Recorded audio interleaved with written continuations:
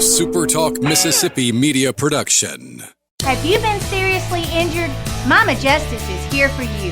Our medical team partners with top-notch doctors, surgeons, therapists, and urologists, ensuring a comprehensive recovery journey. If you've been injured, call Mama Justice today. We're here for you. This is Gerard Gibert, and thank you for listening to MidDays here on SuperTalk Mississippi. MidDays with Gerard Gibert is on the air. MidDays with Gerard Gibert is powered by C-Spire. Power your home or business with C-Spire Fiber. To learn more, visit supertalk.fm/C-Spire. C-Spire Fiber powers SuperTalk Mississippi.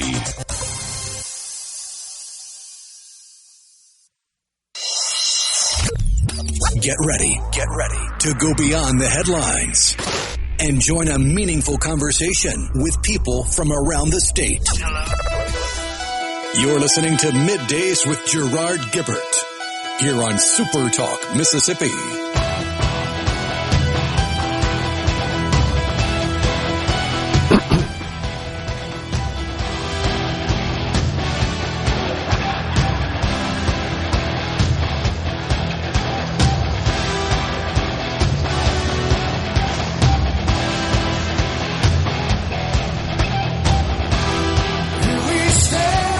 Good morning, everyone, and welcome to Midday SuperTalk Mississippi. I'm your host, Gerard Gibert, on location today at the beautiful Mississippi Gulf Coast Coliseum. What an office I have for today's show. The view, a sparkling day view of the coast. Will East back in the SuperTalk Mississippi headquarters.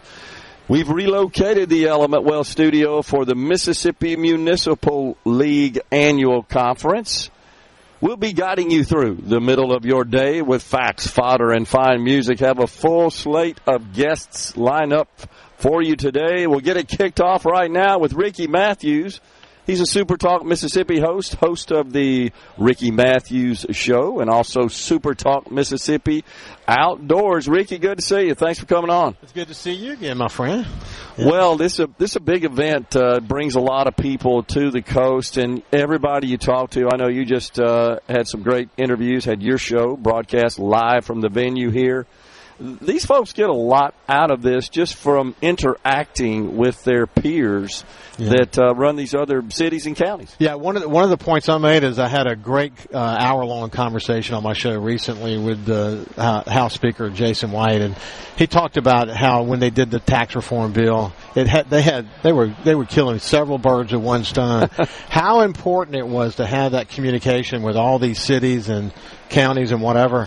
You realize when you're here and you see that parking lot and all these folks that are here, how integrated our state is. And to be successful, to be able to pull off like tax reform, for example, man, there's a lot of things that have to fall into place from a communication point of view. And Mississippi Municipal League creates those relationships, and it's really an awesome opportunity for them. There's no doubt. It's always well attended, as you know. I mean, the folks that run the cities and counties, the mayors, the supervisors, the council people, the alder people, they're always here, and plenty of sessions, plenty of third-party vendors that they work with. Yeah. Day in and day out. They're here. They sponsor lots of the events.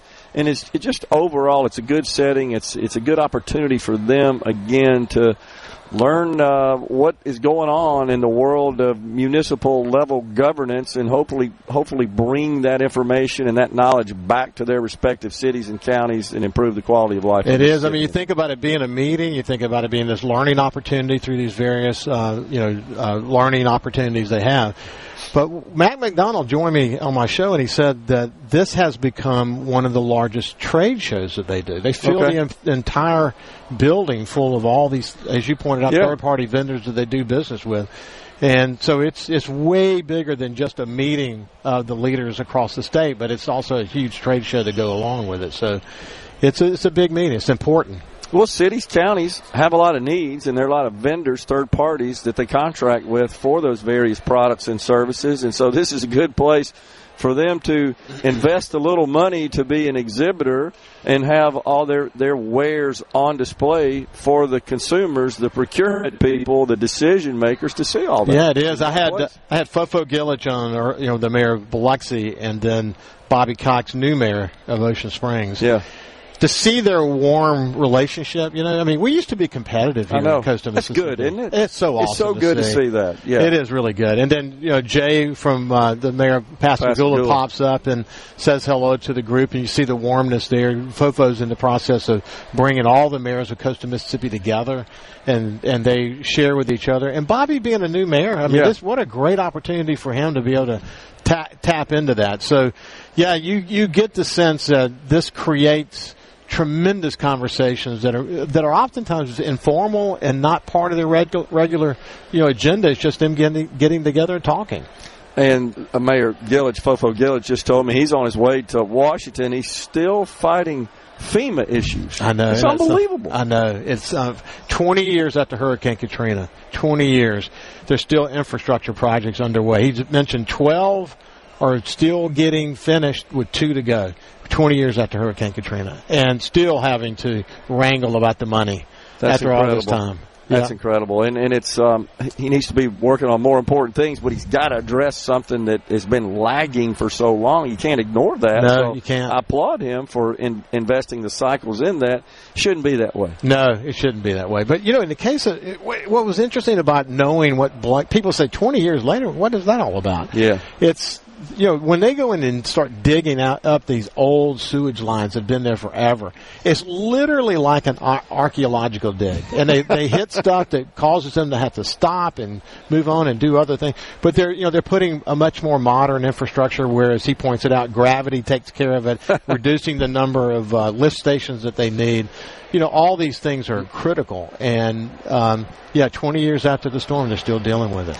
And as you know, from the city and county perspective, infrastructure, a primary aspect of what they are responsible for, it never ends, does it? No, it doesn't. It ain't sexy, Gerard. But as you know, from an economic development head, critical. You know yourself.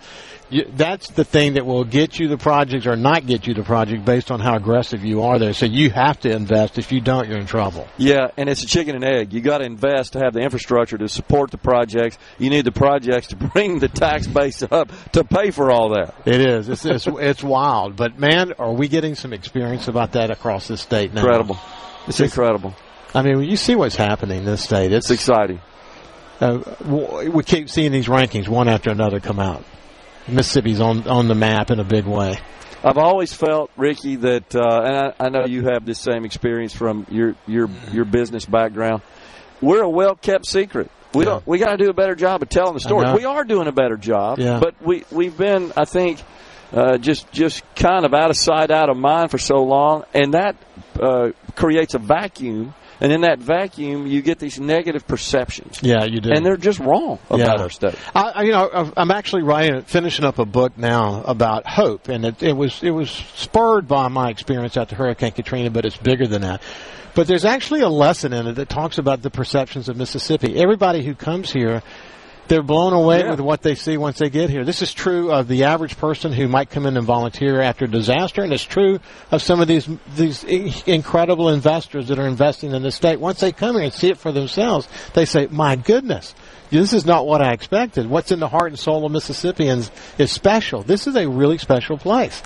We don't deserve it. In fact, if you think about our past, we actually came to grips with our past earlier maybe than some other folks do, and what that did is bring us together. There's always going to be division, but I think in terms of what we've been able to accomplish is it's really remarkable, and when people see it for themselves, it's very special. Totally agree. Once they get here, once they experience it, once they meet the people in particular, and they just spent some time here, they say, this isn't at all what I expected. I've heard it over and over and over again, bringing in the folks from Wall Street in my business days when I was raising money.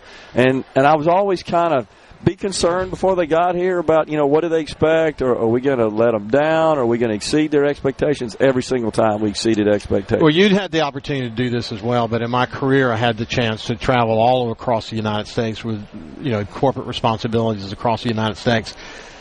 And what I came to appreciate is that, just on my own observation, that what you see in other places ain't nearly as special totally as what we have here. Forget about Completely somebody right. coming in from the outside. Good point. I saw that the culture that I was part of, the sensibilities I brought to the table as a leader, tended to shine in those at those other tables with people outside this area. So, yeah, it's a cool thing we have, the ability to get along and be nice. Well, as you know, unfortunately, these negative perceptions, misconceptions, shaped by media and Hollywood. Yeah. But as the generations progress, people have a more open mind, and maybe you don't see and hear as much about our state in a negative way. And so we have this opportunity to tell a different story. We're doing it. Our government leaders are doing it. Our people, our businesses are doing it. And that's producing results for us. It really is. And we're going to continue to tell the story. If there's ever going to be anything people say about Tate Reeves, it's going to be that his legacy was economic development. No doubt about it. He is all in. Hyper-focused on it, and I think he and Bill Cork at MDA, the various economic developers across the state, the community leaders around the state as well have done a phenomenal job in making sure that we're ready for business. And then add to that higher ed and one of the strongest community college systems in America, and what they're doing in job training and getting people ready for these jobs. It's pretty remarkable. Yeah, we're starting to leapfrog the other states in many of these areas, education, workforce development. Including AI. Yeah, no doubt about it. And something else, the governor understood once we had some success that site development is critical. And I was hearing an interview this morning about some data center expansion and construction up in Virginia, and they were saying, hey, the number one problem we have here is the slow permitting process. Speed to market is key. We're coming right back with Mayor Patty Pettit. Stay with us. So when are you going to check that thing? This segment of Middays with Gerard Gibert is brought to you by Covington County Hospital in Collins, where your health matters. We're rolling. Middays with Gerard Gibert. What? This is so awesome. On SuperTalk Mississippi.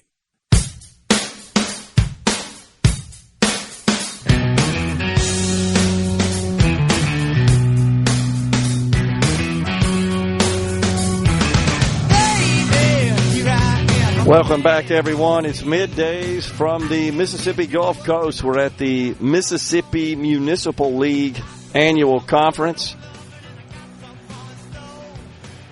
We're going to get our next guest is Patty Pettit. We're waiting for her to come down the hall and join us, the mayor of Woodland, also the first vice president of the Mississippi Municipal League. In the next segment, it's Mayor Hope McGee Jones of Collins, the second vice president of the MML. We've got Kedron Henderson, the mayor of Walls, Billy Nowell, former mayor Cleveland and outgoing president of the Mississippi Municipal League. And then we've got the newly elected mayor of the city of Jackson, our capital city, John Horn. He'll join us at 11:20. Ralph Dance, the mayor of Corinth, at 11:35. Matt McDonald, executive director of the Mississippi Coast Coliseum and Convention Center, joins Middays at 11:50. Dan Gibson, saw him last night. He's the mayor of Natchez. Johnny McGee, the mayor of Laurel. Matt McDonald, again, the ED of the Coast Coliseum and Convention Center, will join us. So full slate set up for you. I want to pass this on real quick. Judge Henry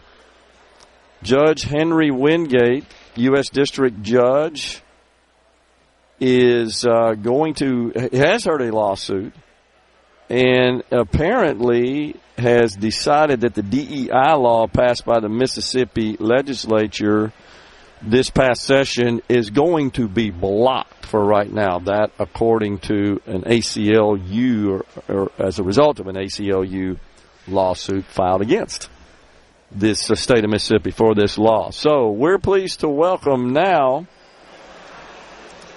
to the Element Wealth Studios at the Mississippi Gulf Coliseum, we've got the mayor of Woodland, Patty Pettit, first vice president of the Mississippi Municipal League.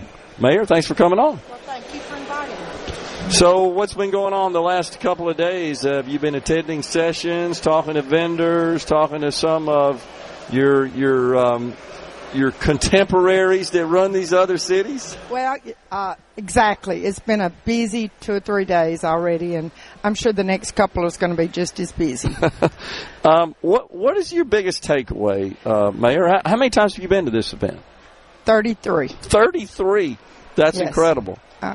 My biggest takeaway is the networking with the other towns, villages, and cities in this state. Yeah. Because you learn a lot from the people that you meet out in the hall or you sit down and have lunch with or whatever.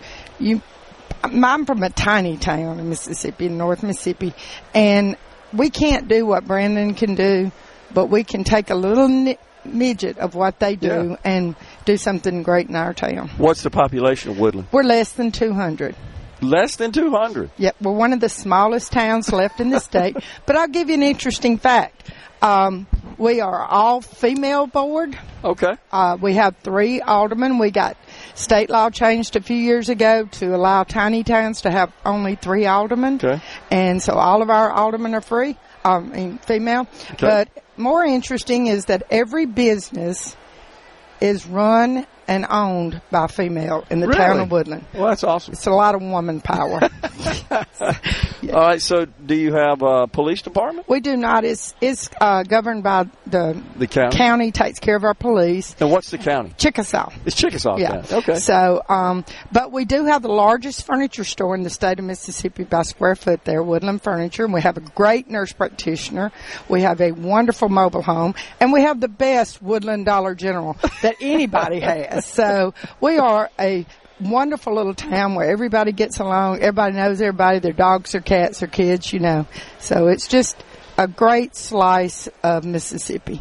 Well, I believe Will East, our producer for today, and also the program director at SuperTalk, I believe he's from Chickasaw County. Is that right, Will? I'm from Chickasaw County. My mom grew up in Woodland, Kirby's. Who is your mom? Linda Kirby. Linda East. Really? Yes. You're a yes. Kirby? I'm a Kirby, yes. Well, Small one fine world, isn't family. It definitely is a small world. And you know how wonderful Woodland is then, right? The home of Bobby Gentry. Bobby Gentry. Oh, Yep. okay. Yeah, that's All where. right, gotcha. So we have a lot of interesting things That's there awesome. at Woodland. So how long have you been mayor? 33 years. Okay, you've been mayor all those 33 years, yep. You must enjoy it. I love it. I love the town. I love the people. It's, you know, when you live in a little bitty place like we live, it's not really a job. Yeah. It's a love. And if you don't love your town, then you don't need to be doing this job. I don't care how big of a city that you represent. Sure.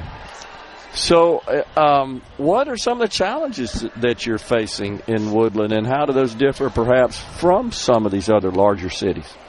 Well, I say there's 3 or 4 problems in every town. It's dogs, ditches, and garbage, and no money to fix any of them with. So, you know, our biggest challenge is money, of course. Sure. I think that's everybody's challenge. But what happens in these tiny towns and small towns is we don't have the staff. There's a lot of red tape that comes along with government projects, and if you want to try to do something to get the funding to get it done. Yeah. And we are so blessed because we're part of the Three Rivers Planning and Development District. Okay. And we have a wonderful young lady by the name of Abby Bell that helps us tremendously with all the paperwork that's required. So it's the red tape that comes along with trying to get the funding to do the projects that you want to do. Okay. So how many staff do you have that work for the city? Well, I have 3 alder ladies, 1 wonderful city clerk, myself, and we have 1 guy that cuts the grass. And that's it? That's it. Okay. And then, of course, we have my husband who does this and that, and the clerk's husband does this and that. You know, everybody helps. Yeah. The furniture store, the mobile home lot, everybody. If we do a project, everybody pitches in. Okay. So like a typical city mayor, are you responsible for the water and sewer infrastructure? We do not have a water association. We have a water association, but it's not owned by the town. The reason I wanted to become mayor was we had raw sewage in our ditches because everybody was on septic tanks, and we had some that had, over the years, you know, deteriorated. So we do have a wastewater system. That's why I ran, and we were fortunate with the help of Three Rivers to get the money to put a wastewater system in years ago. I see. And so we do have that, but we don't have water. But we have a volunteer fire department, and so, we're just a little. What's your budget? What kind of revenue do you take in? Not near enough. We could spend a lot more if they'd give me some more, but it just doesn't work that way. Mainly sales tax diversions? Sales tax. Yeah. And we are very blessed, really, for the size town that we have, having the businesses, the great run female-owned businesses that we have. So we are blessed. And that includes the furniture store, right? Oh, yes. Yeah. 450,000 square feet of furniture. You need to come shop with us. It's incredible. Well, we took the old school. When Woodland School consolidated, we turned it into a furniture store and just kept adding to the building. So I got you. All right. So, and do you get some property taxes as well from that? Not much. I mean, a little bit. We do mostly. We live mostly off of sales tax. I got you. That's why when they started talking about changing the sales tax structure, we get a little nervous. Got a little nervous, but you know what? We have a great senator and representative that represented us well with Ben Suber and John Lancaster, and they took care of small towns. Yeah. So I think the whole thing is going to be all right. So do you have grocery stores located in the city? We don't have a grocery store. We have a great convenience store. Oh, you can buy all the gas and popsicles, and as my grandbabies love, they can go down there and get all the chips and Cokes they want. So I love it. So that the sales tax changes with respect to reducing the sales tax on groceries.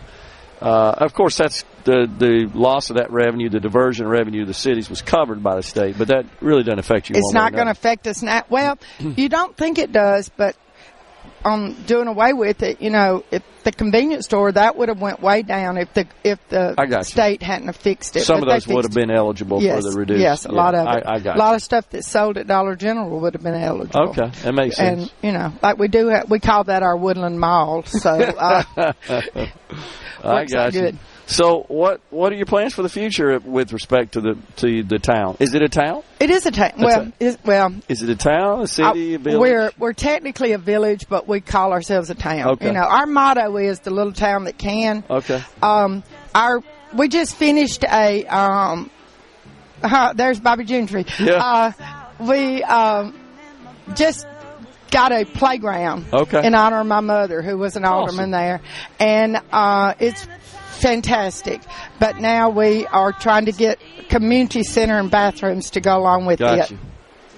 Well, Mayor, it's been a pleasure talking to you. Thanks for coming on. Well, come visit Woodland one of these days. Absolutely. We've been talking to Mayor Patty Pettit, the mayor of Woodland, Mississippi, and also the first vice president of the Mississippi Municipal League. We're stepping aside for a break right here. We're at the Mississippi Gulf Coast Coliseum. It's Mayor Hope McGee Jones of Collins and the second vice president of MML up next on Middays. Stay with us.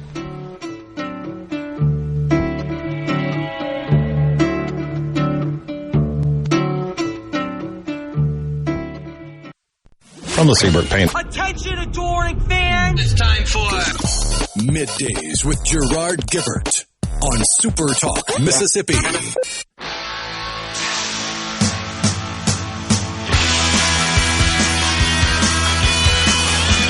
Everyone, it's Middays from the Mississippi Gulf Coast Coliseum. We're here for the annual Mississippi Municipal League Conference.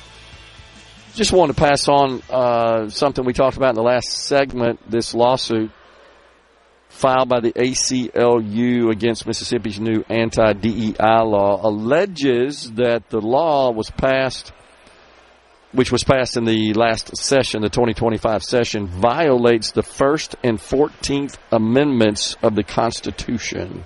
So there is a court order that temporarily restrains implementation of the policies in this law. We'll talk about that later on in the program. Right now, it's the mayor of Collins, Mississippi, Hope McGee Jones.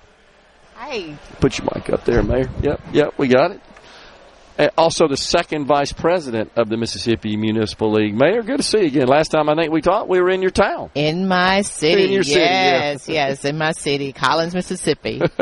We were getting ready for the River Fest, right? Oh, yes, Okatoma. Yeah, the Okatoma River Fest. And it was very successful. I'm sure it would be. Being there, you could just sense the excitement from everybody we talked to that day. That's a big deal. It really is. Yeah. Brings a lot of people into the city. And It does. And Miss Marie Shoemake and the Chamber of Commerce there in the city does a great job at promoting it, and the people come out and support it, and we're just so thankful for that, the vendors and everything. That's awesome. So what's been going on the last couple of days here for you, Mayor? Wow. After our re-election, and we thank our residents for putting the faith in us again to do another 4 years, we have 2 new elected officials on our board, and we are excited about that. So we're interested in seeing what's going to happen in the next phase. Okay. Anything in particular you've learned over the last couple of days that you'll take back home too? In the city of Collins. In the last couple of days, we're going to be part of a new, trying to figure out what we're going to be doing in the next legislative session, what we're going to be thinking about, and speaking to our legislators in order to get some things done that we need to do there in the city to help our residents, because the tax basis, you want to hit your residents with all these big taxes, so you want to go out and get the things done, get the grants and all that stuff that'll help. Okay. Anything particular that you're looking for some funding for, some initiatives you have in the city that you just need some money to get it off the ground? Oh, yes. We are starting a new sewer project, a major sewer project that we're really grateful for, because we had a lot of things in our city that needs to be done as far as our infrastructure, and a lot of cities are suffering with that. So we've got a grant and some other things that we're working with for our public works department. And we have our fire department that's booming, of course, and we really appreciate that, the things that we're doing there. Yeah. This water and sewer infrastructure, everybody I talk to in city government, I mean, that's a never-ending issue, isn't it? It's never ending, and because like a living human being. Yeah, it's the quality of life. You got to have good water, clean water, and you got to have that electricity, and you've got to have things for people to do and to keep your city growing, and it's very important. You don't think about it till it's not working. Exactly. And then you think about it, and then you're not happy. Exactly.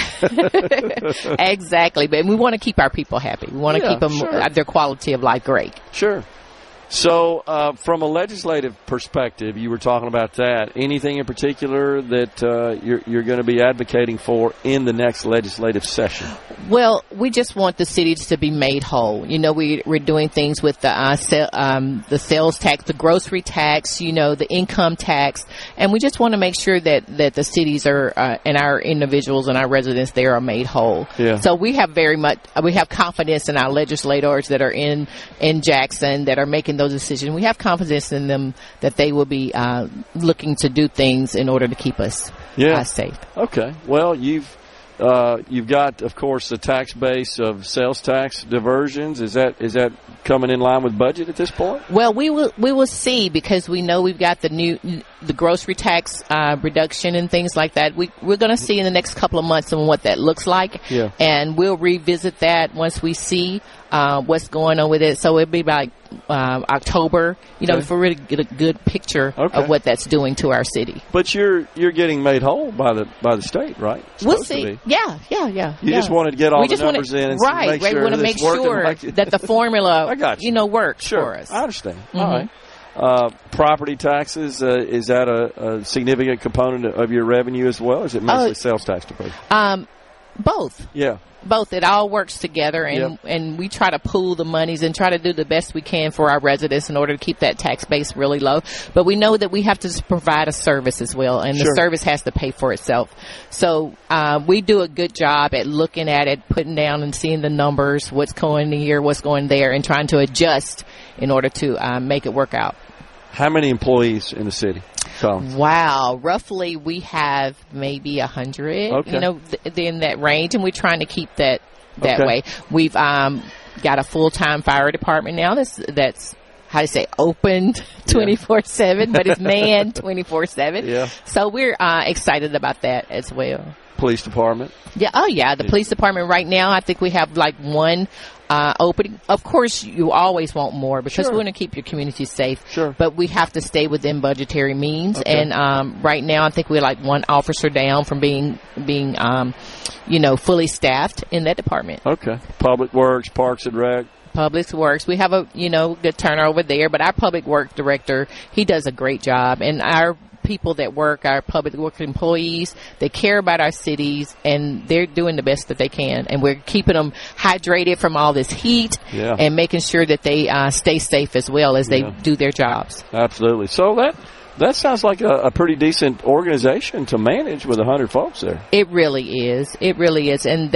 our department heads do a great job, and doing their job makes my job much easier. Sure. I get it. Any new investments in stores or economic development projects that are going on around your area? We do have an economic and development project going right there on 49, and we're excited about our Dollar General Market that's coming there. And so we just striving to bring things in to refresh, the community and keep our residents purchasing things inside the city and not having to go out and do those things. So we appreciate it so much how our people are involved in trying to not only just put it all on our shoulders, but they're reaching out to different people and trying to see if they can come in to provide a service for us. What's the current population of Collins? The current population since the census, of course, it went down. It's like 2379, something like that. But we're holding our own. Yeah. That's a little bigger than I would have thought, honestly. So 100 staff in the city for a population of 23,000. It sounds 2,300. Like 2,300. Pardon me. That's messed up. So that sounds like that's a fairly efficient model. It really is. And everybody works together and does their jobs, and we try to keep them motivated in order to retain them there. Because we know that we're competing with other cities that are right outside of us that, maybe can provide a better employment package than we can provide. But we're holding our own. What's the nearest hospital? What are the folks in Collins we are so blessed to have a hospital right there in our city, Covington County Hospital. It's awesome. It is very awesome. And we have the residents there. We have clinics, that provide a service, medical service. And so we just very blessed. It's critical. And it really is. What about K through 12 education? Education-wise, we are we have the elementary school, and this past, I guess maybe 2 years, we kind of closed the middle school, and we combined that with the elementary and the high school. So right now it's working pretty good. Okay. We're struggling like everybody else to have the teachers, that we need there. But our Covington County School Board, they're working active, and we got a new superintendent, a couple of years ago, and he's doing a great job. So we're excited. Okay. So we have one school district in the county, is that right? One school district in the county, and three cities in the county. Okay. Mm-hmm. And schools in each? Yes, schools in each. Yeah. Schools in each. The state has made some remarkable progress, as I'm sure you're aware, in K through 12 education. The governor rightfully has been really touting that. Yes, he has. And the pre-K and the kindergartens, making sure they're in all the elementary schools, that is a blessing. Yeah. And we really appreciate that effort that they're doing in that department. Overall, excited about the future of Collins and about our state? Oh yeah, we're gonna be just fine. We're gonna be just fine. The state is booming. I hear that last year we were like the fastest growing in the economy, and so I think we're doing fine. We just as individuals need to do our parts into making our state the best state that it can be. It just feels like a lot of energy, a lot of enthusiasm, a lot of optimism. It really is. Yeah. It really is. Yeah, it's great to have you on the program as always, Mayor Hope McGee-Jones of the great city of Collins, Mississippi. Thanks so much. Good to see you again. Thanks for coming on. Yeah, have a great conference. You as well. We're coming right back, folks, with the Mayor of Walls, Mississippi, Kedron Henderson. Stay with us. We're at the Mississippi Municipal League Annual Conference on the beautiful Mississippi Gulf Coast. It's Middays.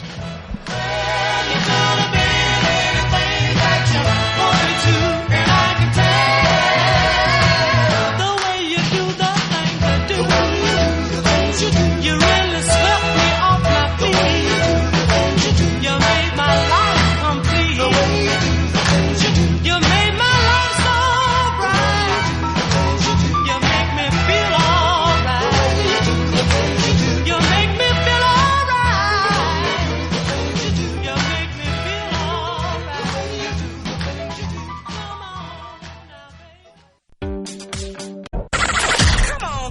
Middays with Gerard Gibert. All right, we are back on SuperTalk Mississippi.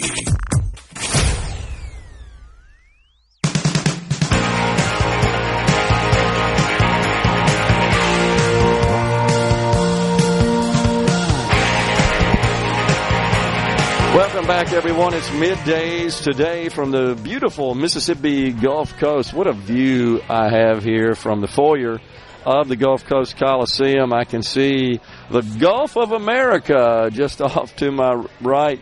Sparkling, spectacular, but hot July day. We're pleased to welcome now Kedron Henderson, the mayor of Walls, Mississippi. Mr. Mayor, thanks for coming on. How we doing? I'm doing great. Tell me what's going on in Walls. Hey, Walls is there, buddy. Walls is there. A lot of great things going on. We just finished up a magnificent teen summit with our youth there in Walls. It basically was a 3-day summer camp of career exploration. Okay. And fun and games. We went swimming. We went roller skating. Then right coming off the cuffs of that, we had a back-to-school backpack extravaganza there in our precious town's Walls. And fire department was out there grilling hot dogs and hamburgers. We had music. It was just like a big block party. That's awesome. Yeah. We're having a great time in Walls. Yeah. So you get the whole community involved in events Absolutely. like that. That's what it's all about. You know, the community is where it's at. What's the population of Walls? Walls, we're just north of 1,600 residents. Okay. Yeah. And for the folks listening, because we're on statewide air, of course, where exactly is Walls located? So Walls is the most northern part of the state. When you cross the state line from Memphis into Mississippi, you're in our precious town of Walls, Mississippi. You can't get any more north than we are. Right on the border. Huh? Right on the border. Yeah. Right on the border, yeah. And, of course, we got the Mississippi River right behind us, too. Yeah. Absolutely. I'm very familiar with it. So, are you enjoying the conference here at the Mississippi Municipal League? It's always a good time. The fellowship is really, really good, but then also, the education that you get down here is second to none, when it comes to municipalities and running. Me, I'm going into my second term now, so I've been to a few of these, and they always pay big dividends. I always get one or two nuggets that we can immediately execute, in our town. That's what it's all about. That's right, yeah. Get together and get the exposure to other people that are faced with some of the same challenges and issues you have. And And then you talk about solutions to those. Absolutely. Bring them back. Put them in place. That's right. So what sort of style of governance do you have? Do you have aldermen, council people? How's that work? We have 5 aldermen. We do not have wards in Walls. They're all aldermen at large. Okay. Yeah. Of course, we're small, when it comes to, the day-to-day. Yeah. But since I've been in office, we've grown a little bit. We've added a deputy town clerk to our org chart. We've also added a court clerk to our org chart. We've added a lieutenant to our police staff and also a deputy fire chief. So, we're growing a little bit in Walls. So you have a police department. Absolutely. And you have a fire department. Yes, yeah. And then, of course, typical public works, I assume. Are you responsible for that? It's really unique the way we do that in Walls. We have an interlocal with the county. Okay. And they're very, very helpful. Yeah. I get it. So, that's maybe one headache you don't have to deal as much with, right? Praise God for now.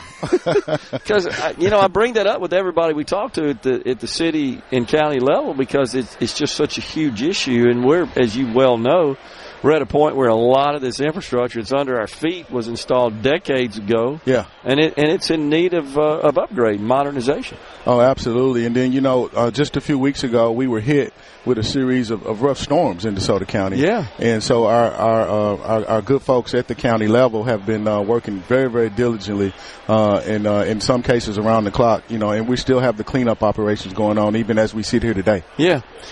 Anything in particular, Mayor? We're talking to Kedron Henderson, the mayor of Walls, Mississippi, that you're looking for from our state government. We got a legislative session that's 5-6 months away. Anything in particular that is on your mind there? Well, DeSoto County, we're really hoping that, we can get this thing done in terms of, expanding our expressway, I-55. Okay. Yeah. The county has been working with all the municipalities in DeSoto County to try and get it widened. So we're hoping that, some good things will come from that project. Yeah. Critical transportation infrastructure. Absolutely. A lot of that's been going on in DeSoto County the last few years. years, though, right? A lot of improvement. Oh yeah. You know, when you think about the last 30 years, how DeSoto County has just grown. I can remember being in high school where that it was reported that DeSoto County was the third fastest growing county in the entire country. Wow. And still to this day, of course, you know, we're the fastest growing county still in the state of Mississippi. Yeah. And you know, with that, obviously there's some challenges. But you know, one thing about DeSoto County is all the municipalities and the county level, we work very, very close together in trying to make sure that you know, we grow the right way. You know, I agree with you. I started going up there on a regular basis when Snowden Grove Park was built in South Haven. Isn't that beautiful? It's incredible. I mean, it's world class. But just since then, man, it just seems like everything around the whole county's just exploded. Oh yeah. It's been awesome. And that area, it's still a bustling area. I mean, it is phenomenal with the new restaurants and shopping that's going on over there right now in Silo Square. I don't know if you've been up there. Yeah, I have. It's awesome. Yeah. The mayor of Walls, Mississippi, Kedron Henderson, has been our guest. Thanks for coming on, Mayor. Thank you so much. Yeah. Thank you. We're stepping aside for a break. We've got Fox News, SuperTalk News coming your way. And then after the break, it's Billy Nowell, the former mayor of Cleveland and the outgoing president of the Mississippi Municipal League. Stay with us.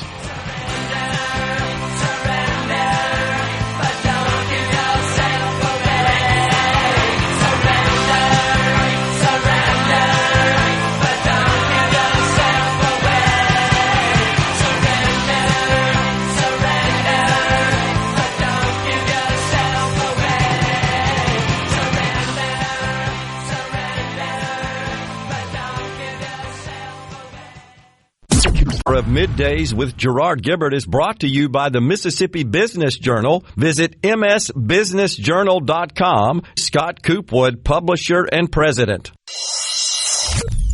Get ready to go beyond the headlines and join a meaningful conversation with people from around the state.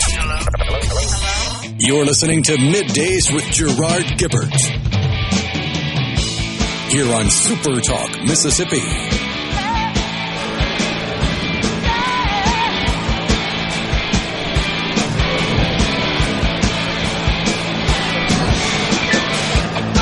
Welcome back, everyone. It's Middays from the Mississippi Gulf Coast. We're at the Mississippi Municipal League Conference at the beautiful Mississippi Coast Coliseum. Hour 2 of the program now underway as we kick it off with Billy Nowell, the former mayor of Cleveland, Mississippi, also the outgoing president of the Mississippi Municipal League, and Paul Janisch, the current mayor of Cleveland, Mississippi. Mayors Nowell and Janisch, thanks for coming on. Our pleasure. Good to see you. So, first for you, Mayor Nowell, as the outgoing president, what do you think about as far as the accomplishments you guys had at the MML this past year that you're proud of? Well, as we've talked about before, Gerard, the last couple of years have been pretty tough. You know, I know 2 years ago when Toby was president, it was PERS, and Mayor Toby Barker of Hattiesburg. Yep. Yeah, and this past year it's been PERS, taxes, you name it. So, you know, it's been a lot going on. It has been. So, what about you, Mayor Janisch? What persuaded you to jump in and run for mayor? Mayor Nowell. Well, that'll work. Well, I'd been an alderman for 30-something years. Yeah. And then I moved, and so I had to resign my position on board. Now, I wasn't ready, but no choice. Okay. And when Billy decided he wasn't going to run, he came and said, well, you're qualified. You've been on the board forever. And he and a couple of other folks talked to me, and it really was kind of a shock because it wasn't really on my agenda. Well, you were embracing it, though, aren't you? You ready to go? Oh, yeah. I love it. And I'm very fortunate that he's left me in great shape. With a wonderful staff and wonderful department heads and a city that's running very smooth. I don't have any problems I'm walking into, which is real nice. You know, we can't sugarcoat it. It's no secret that the Delta has been a struggling area of our state. But Cleveland, it kind of defies the odds. It's really a bright spot. I was just there at the Delta Council Day. Yeah. and at Delta State there, always a fantastic event. But every time I'm in Cleveland, which is 2 or 3 times a year, it's a thriving city.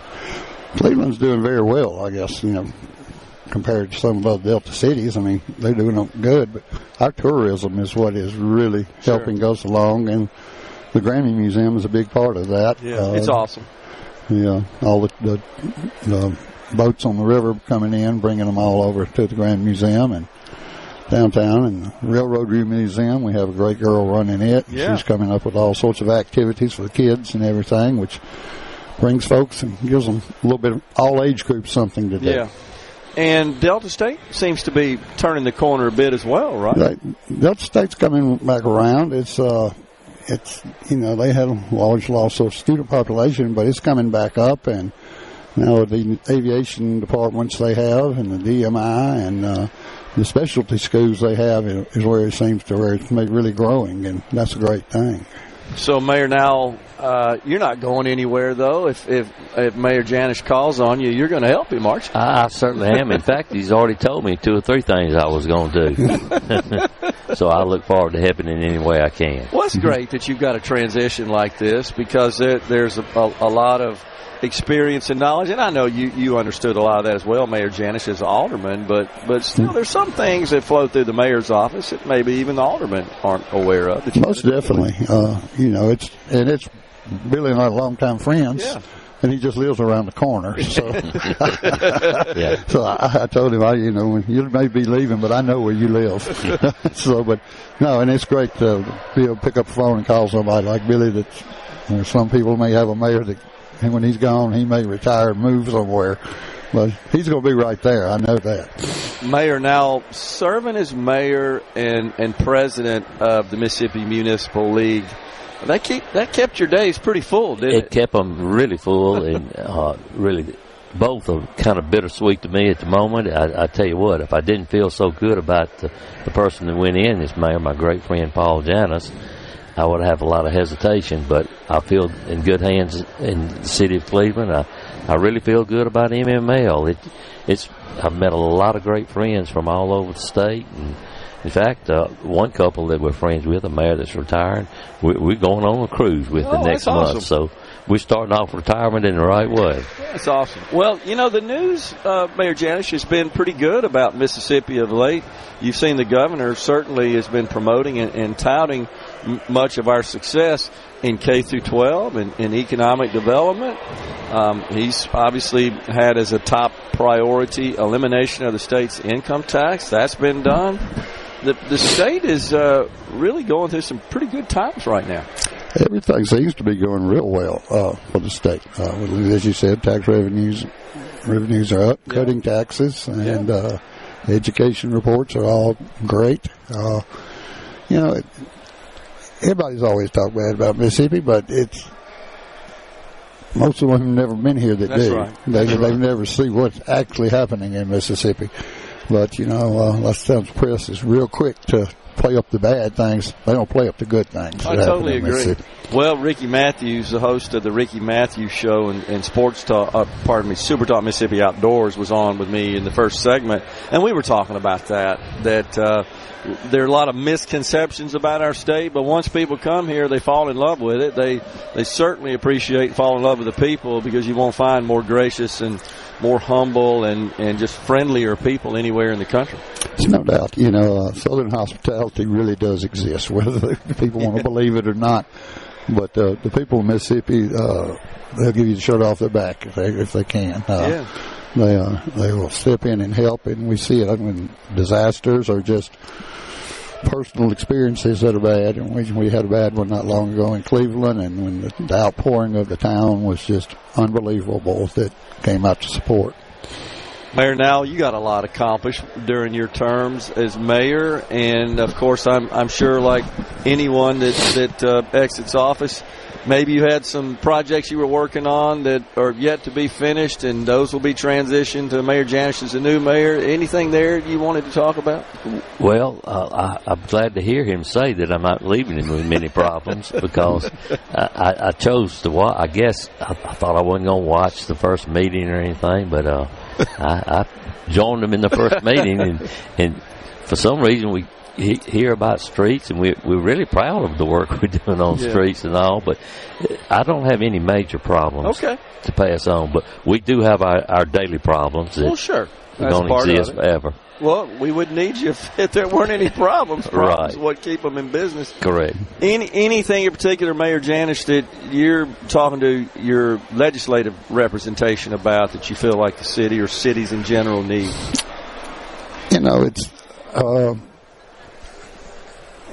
as he was talking about with streets.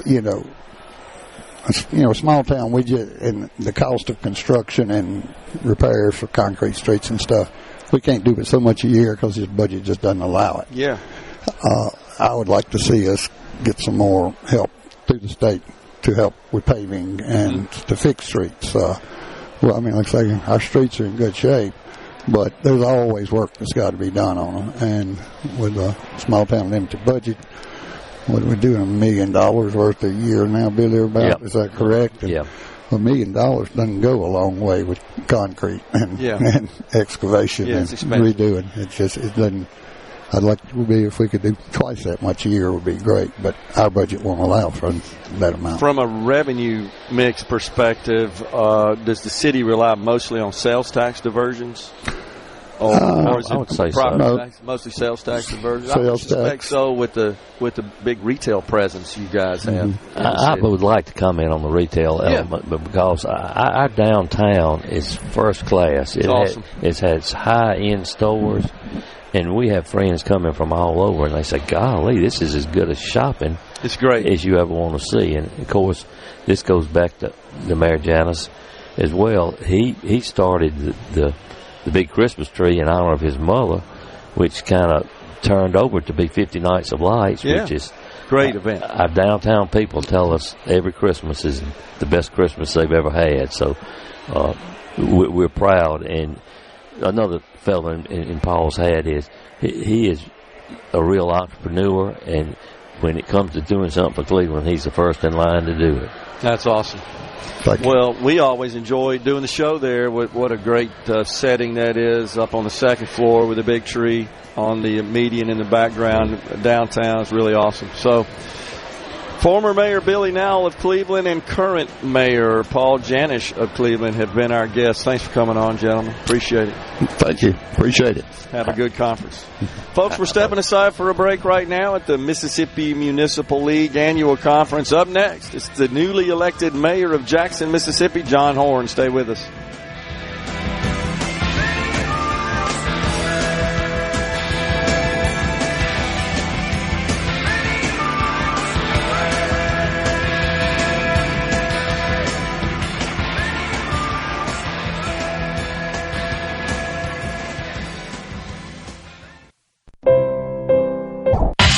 And now, the talk that keeps Mississippi talking. Now, on to the real part. Dynamite!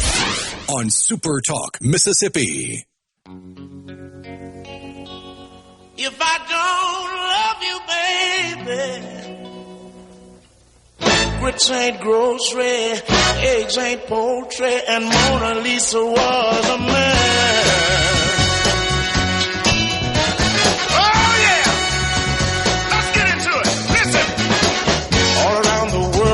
We're back with you at the Mississippi Municipal League Annual Conference on the beautiful Mississippi Gulf Coast. We're in the Coast Coliseum. What a gorgeous view we have of the Gulf of America.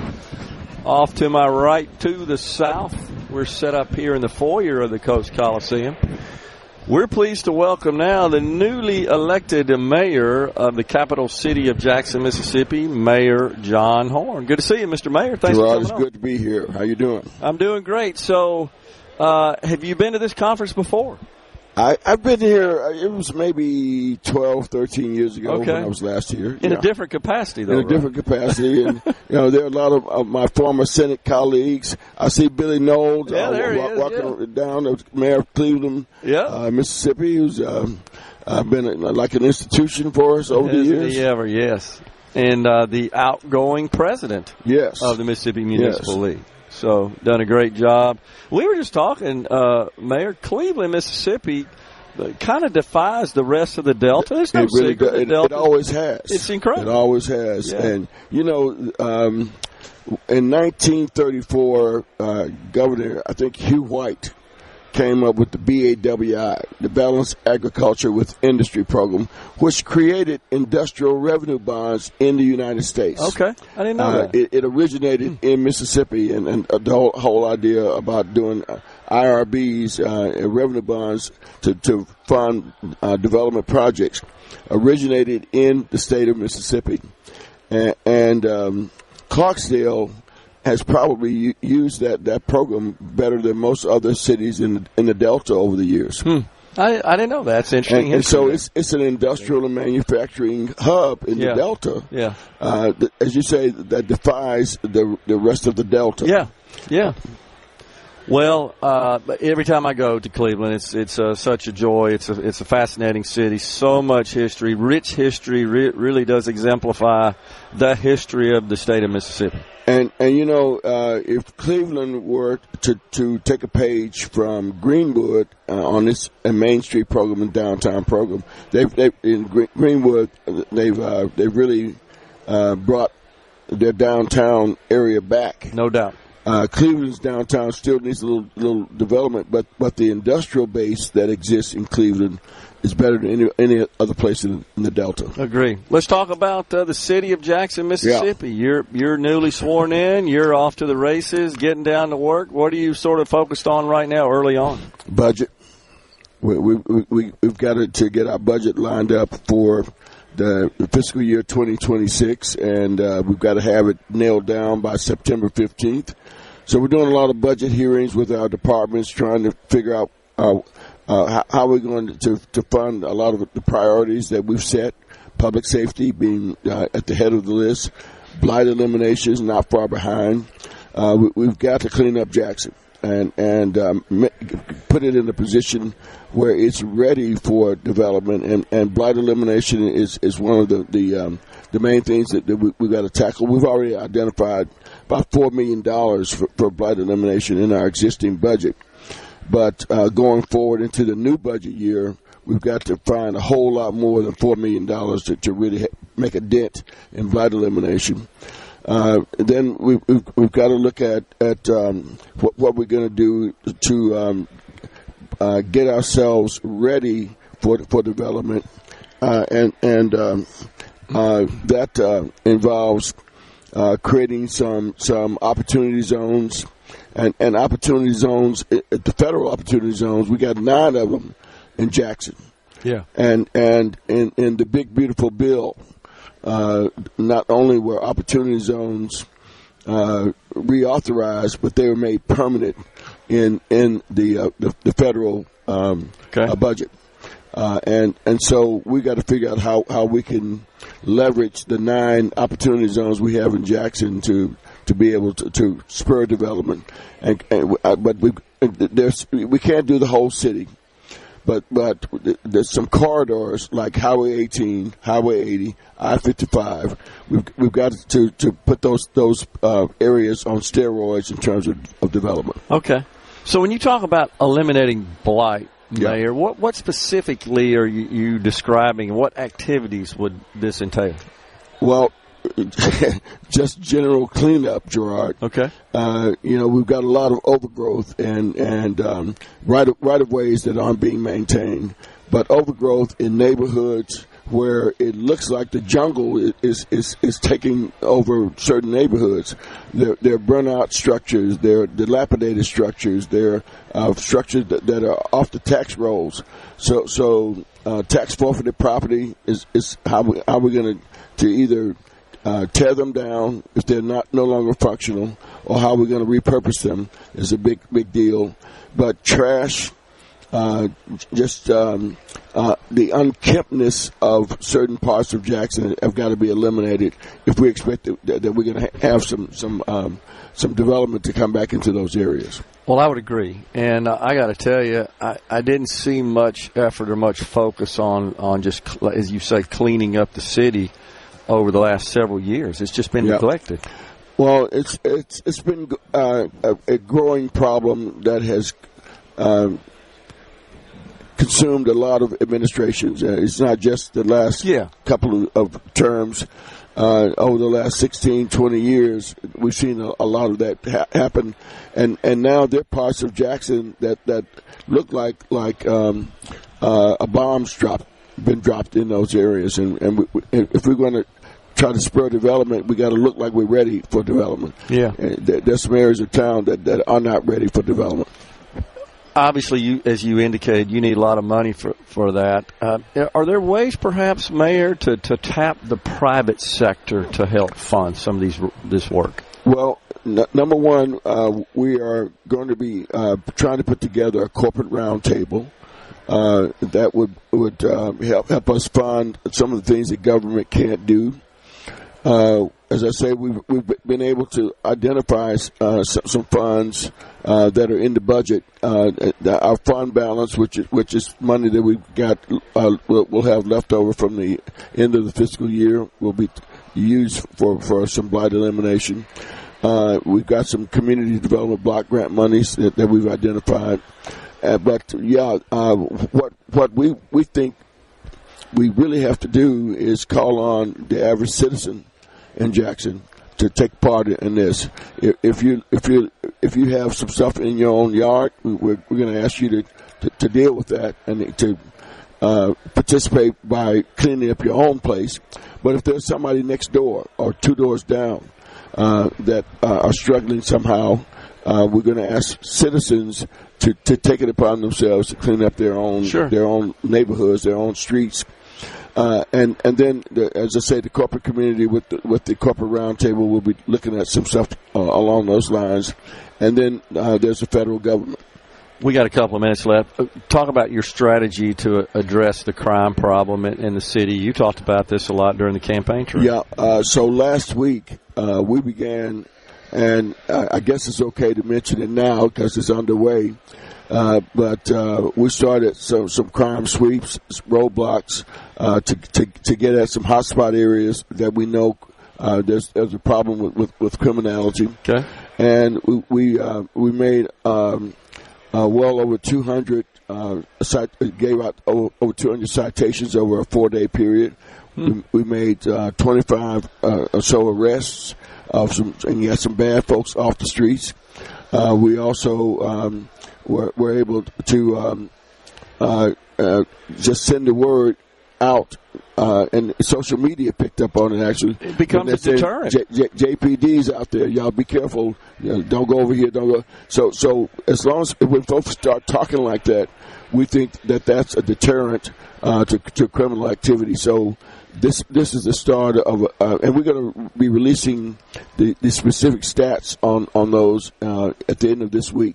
Okay. But we're going to be doing those kinds of things on a regular basis, spontaneously, so folks can't predict when we're showing up, but to keep folks on their toes. About 30 seconds left, Mayor. Beefing up the Jackson Police Department, it's been understaffed for a long time. We going to be able to do that? Well, there's an opportunity at the federal level. Okay. So we've got, in order to make sure that we're not supplanting, we got to keep our numbers managed at about 265. Okay. But we're going to try to get up to 300 and use federal government funding to be able to staff up a 3-year period. Well, congratulations on being elected as the mayor. You know you got your hands full. Congratulations and condolences. Exactly. Mayor John Horn of the capital city of Jackson, Mississippi, has been our guest. Appreciate it, Mayor. Thank you, Gerard. Appreciate it. Always good to be here. Yes, sir. We're coming right back, folks, with Ralph Dance, the mayor of Corinth, Mississippi. We're at the Mississippi Municipal League Annual Conference on the beautiful Mississippi Gulf Coast. Stay with us.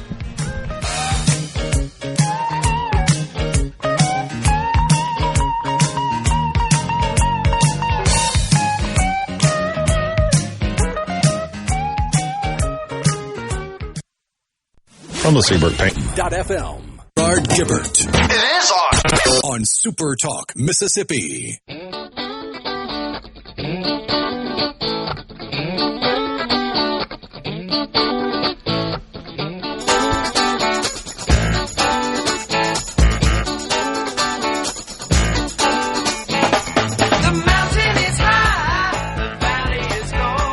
Welcome back, everyone. It's Middays from the Mississippi Municipal League Annual Conference at the Coast Coliseum, of course, on the beautiful Mississippi Gulf Coast. And what a gorgeous view we have of the Gulf of America just to our south off to the right.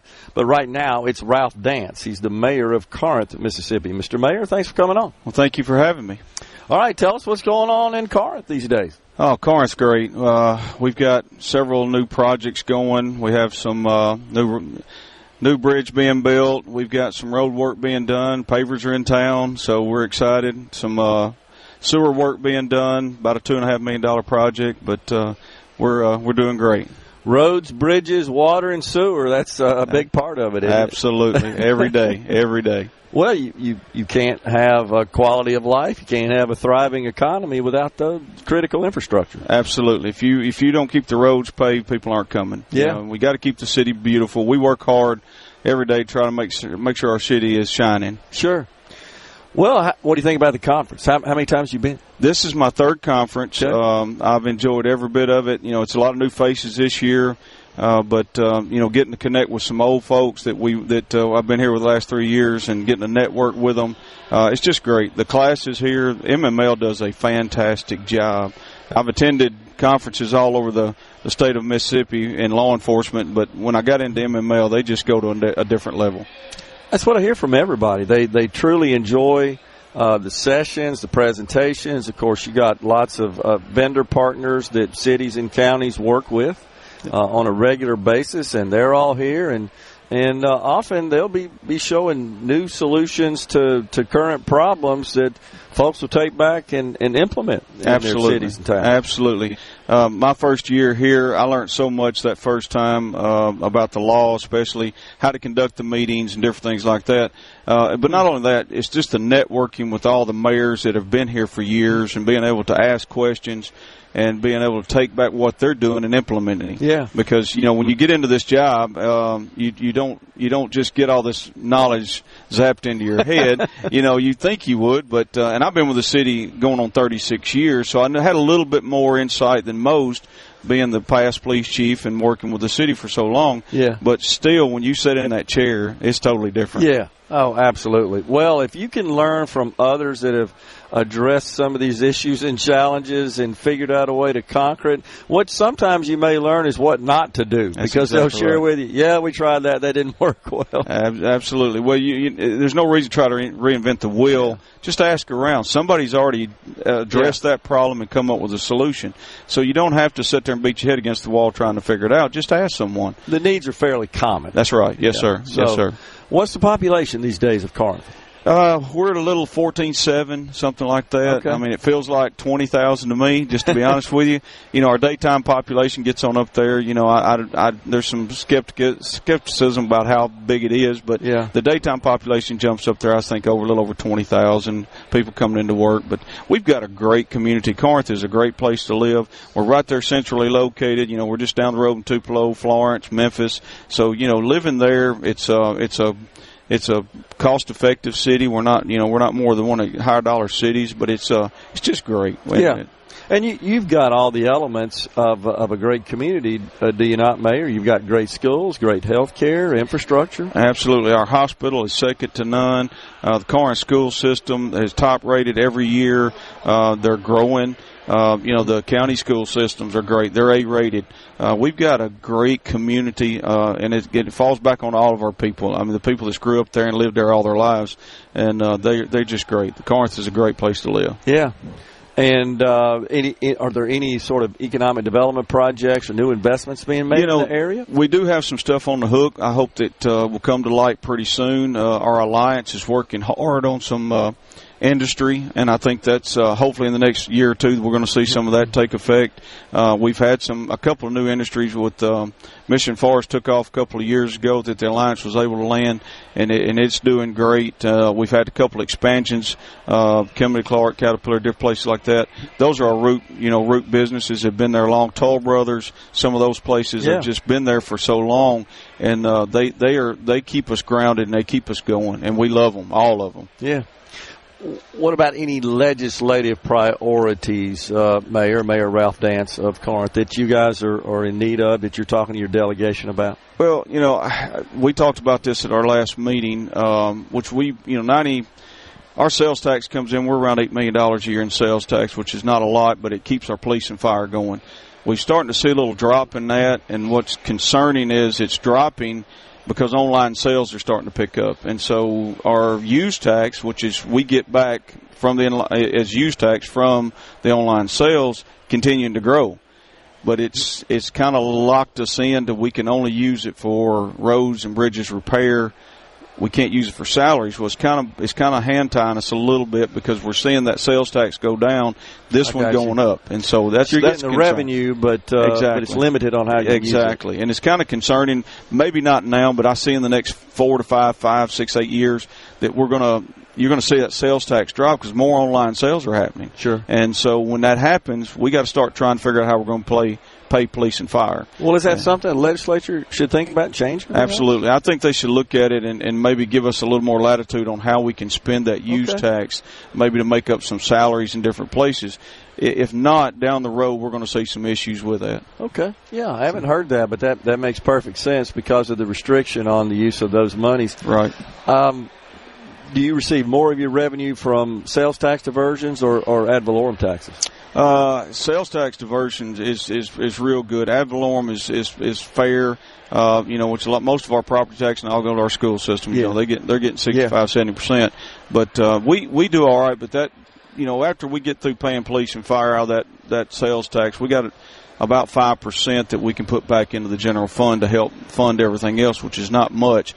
We're doing about $2 million a year in paving, and the cost of paving's gone up. So when you start looking at milling and paving, you don't get much out of $2 million anymore. So we just need to be able to use the money a little more wisely. And I understand what the legislature's trying to do. They want us to make sure we're taking care of infrastructure, which we need to. But when they're hawk tying us to just that one thing, it kind of hurts. This big bill that passed at the federal level, known as the Big Beautiful Bill, anything in there that you're excited about or that concerns you that you and the other cities are talking about? I think it's going to be good for some class. The senior citizen on Social Security, I think, is going to help a lot with the no tax on Social Security, the no tax on tips. I know I've got a lot of restaurants and retail that get tips, and I think that's exciting to them. How much it's going to affect us, I'm not sure. But it is going to make the quality of life for some of the folks that live there, especially our seniors. It's going to make them better. Okay, yeah. And a lot of people are certainly excited about that. Anytime you can pay less taxes, it's always a positive thing. Absolutely. The state in general has been enjoying lots of success in education. Of course, you guys have had great schools for a long time, as you said, both in the city and in the county level, and some economic development marks as well. It seems to be in good shape. Fiscally, the state's in good shape. Does this make your job as mayor and governing a city maybe a little bit easier, you think? It does, absolutely. When the whole state is succeeding, our cities are succeeding, and with us just getting recognized in the state of Mississippi as the top in reading and stuff like that makes a big difference, and it shines a light on us. And if you're looking at the news lately, more people are looking. I read yesterday where more people are Googling Mississippi to places to live than anywhere in the country. We're number one, and that's impressive. And I meet a lot of new people moving into Corinth from other states, and they're just tickled to death. And the number one thing I hear is how nice Mississippi is. Yeah, the most friendly state in the country. Yeah, and I think that's great, and I think we need to act on that and let everybody know we're here and we're friendly. Come on down. It's a great asset. And meanwhile, we got lots of the big cities in the blue states that are going in the opposite direction, right, implementing these high tax, high regulation socialist policies. We want those people to think like we do that are in those communities to come on down here. Come on down here. We're cheaper and we're beautiful. Look at the coastline. I mean, you won't find a better coast hardly, and the whole state in general. And it's just a friendly place to be. And I don't know why. I've lived here my whole life. Never wanted to live anywhere else. So. Yeah, I think the best is yet to come for the great state of Mississippi. That's certainly for sure. So how many more days of the conference? Two more. Well, actually, I think it finishes up tomorrow evening. I think they have a conference ball tomorrow night, and then I'll head back to Corinth on Thursday. I got you. Yeah. So far, it's been good for you, though? Everything I've been to, all the classes so far, like I said, they always exceed my expectations every year. And the way they do it, and just the high level of stuff they do, they just go to the next level every year, and it's great. So, and before we go, the MML leadership's pretty strong as well. They are, and I met with some of them in Boonville a couple of weeks ago before the conference, and they were telling us about it. And the work they put in to there's 4,000 people here to do that is pretty impressive. No doubt. Ralph Dance, the mayor of Corinth, Mississippi, has been our guest. Mr. Mayor, thanks for coming on. Thank you for having me. Appreciate it. You bet. Yes, folks, we're stepping aside for a break. The Element Wealth Studio down at the Mississippi Gulf Coast Coliseum for the Mississippi Municipal League Annual Conference. It's Mac McDonald, the executive director of the Mississippi Coast Coliseum and Convention Center, is next.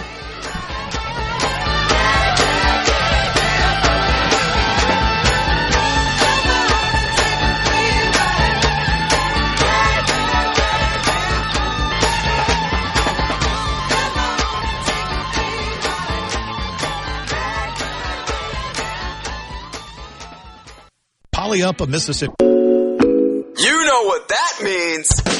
Middays with Gerard Gibert. We'll do it live on SuperTalk Mississippi.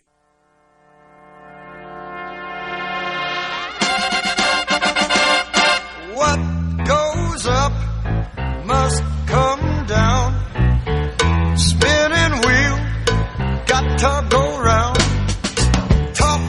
Welcome back, everyone. It's Middays from the beautiful Mississippi Gulf Coast inside the Mississippi Coast Coliseum and Convention Center. We've got a great view of the Gulf of America here. We're here for the Mississippi Municipal League Annual Conference. It's our pleasure to welcome now Matt McDonald, the executive director of the Mississippi Coast Coliseum and Convention Center. Matt, thanks for coming on. Thank you, Gerard. It's always a pleasure to get statewide and let folks in the other part of the state know what we have down here, what we do. And, I was thinking before I jumped on the airwaves with you, there's so many of your listeners that are involved in businesses that have conventions, associations, and such.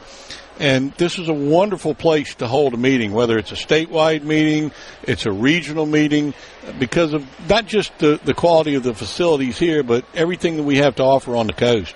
No doubt. The food, to me, one of the biggest assets that we have that we really don't promote is that scenic highway. When you think about that, you can go from Bay St. Louis, Mississippi to Pascagoula, Mississippi on the same road and see unobstructed views of the Gulf of America is incredible. I totally agree. You're so right for pointing that out, Matt. No doubt. This particular event, one of many that are held here, is always a big one, well attended, and folks are just having a good time in the facilities. Well, we always host it. Other than on an election cycle year, which this year is, we always host it in June, and it's always crammed in between so many other pieces of business, because June is we're busy 28 out of 30 days in June. We have business, which is phenomenal. Yeah. July we slow down a little bit, but this year, since it moved into July because of the election cycle, it makes it easier for us to do an even better job to host an event that has this many delegates. I mean, there's got to be, between elected officials and all of the support staff and all of the vendors, there's got to be 2,500 to 3,000 people here, and that means a lot of money to our economy. A lot of money. No doubt. I mean, they fill the hotels up, the restaurants up, everything else is going on. But you're right, and the coast is just a perfect place to accommodate that sort of gathering. Well, I see where lawyers go to Destin and doctors go to this particular spot in Florida. Guys, there's an awful lot to see and do here in South Mississippi, and I've lived here. I've had the pleasure of living here on the coast for 40 years. I'm not from here originally. I'm from Alabama. I would never leave the state of Mississippi. We have so many beautiful areas of this state to see and history to learn about, and really some of the nicest people in the world live right here under our nose. Yeah, it's incredible. We have a great story to tell. We just got to keep telling it, getting the word out. Well, the only problem I'm afraid is if we tell it to too many people, it'll get crazy. Well, it can be crazy in a good way. It just has to be kind of balanced, I would say. There you go. We're in good shape. So, what does it look like for a schedule for the facility for the remainder of the year? It's going to be strong. We had a little bit of a lull that it occurred, and it happens. We see it every 4 years, where when you're in a presidential election cycle, the national economy changes, and it changes. Really, it's a pause waiting to see who gets elected.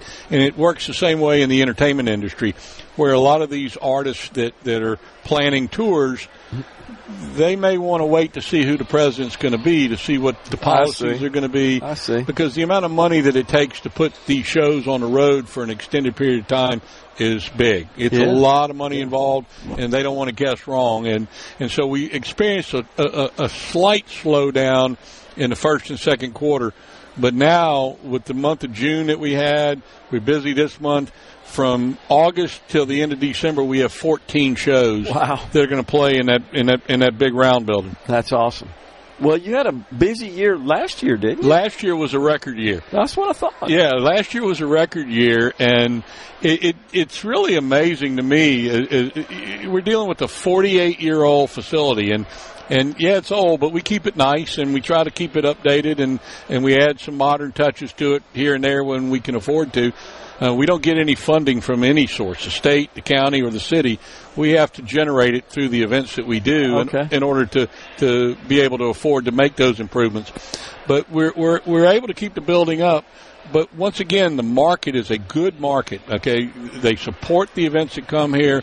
People like to come here from Louisiana, from Alabama, from the northern part of the state, and stay for a couple of days and enjoy that water, enjoy the fishing, enjoy the food, and enjoy the casinos. And, it just seems to get better and better year after year. It's awesome.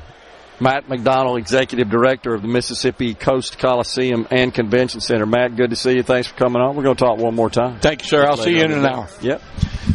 It's time for a break right here on Middays. It's top of the hour. That means Fox News, SuperTalk News coming your way. And then when we return, it's Dan Gibson, the mayor of Natchez, Mississippi. We're at the annual conference for the Mississippi Municipal League. Stay with us. Thank you, baby. Thank you, baby. Thank you, baby. Thank you.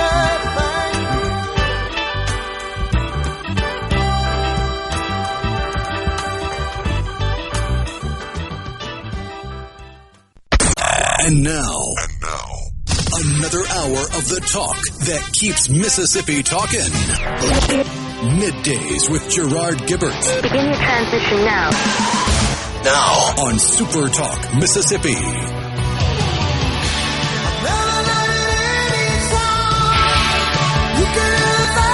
Welcome back, everyone. It's Middays live from the Mississippi Coast Coliseum. We have relocated the Element Well studio to the beautiful Mississippi Gulf Coast. We're here for the annual convention of the Mississippi Municipal League. We're pleased to kick off hour 3, the afternoon portion of the program now, with the mayor of the great city of Natchez, Mississippi, Mayor Dan Gibson. Mr. Mayor, good to see you, sir. Gerard, great to see you. Yeah, man. Enjoyed seeing you last night. That was kind of hopping down there at the boat, wasn't it? It really was, wasn't it? But, that's where a lot of stuff gets done. People are talking to each other and discussing their issues, their needs, and solutions, and so forth in a social setting. And also, sometimes you can get with these legislators when they're relaxed. That's true. And you can get them to agree on all kind of things. I have no doubt that you succeeded in that we regard certainly there. tried. We certainly tried. What do you think about the conference this year? It's been great. It's been packed with great information, great opportunities to meet people, a lot of new faces,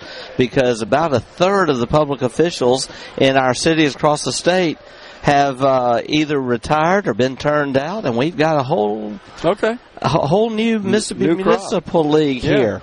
Yeah, well, folks seem to be excited. We've interviewed several mayors, of course, already today, and people seem to be enjoying it. And, you know, the resounding message always, Mayor Gibson, from folks is that just the networking and interacting with their peers. It really is the biggest takeaway.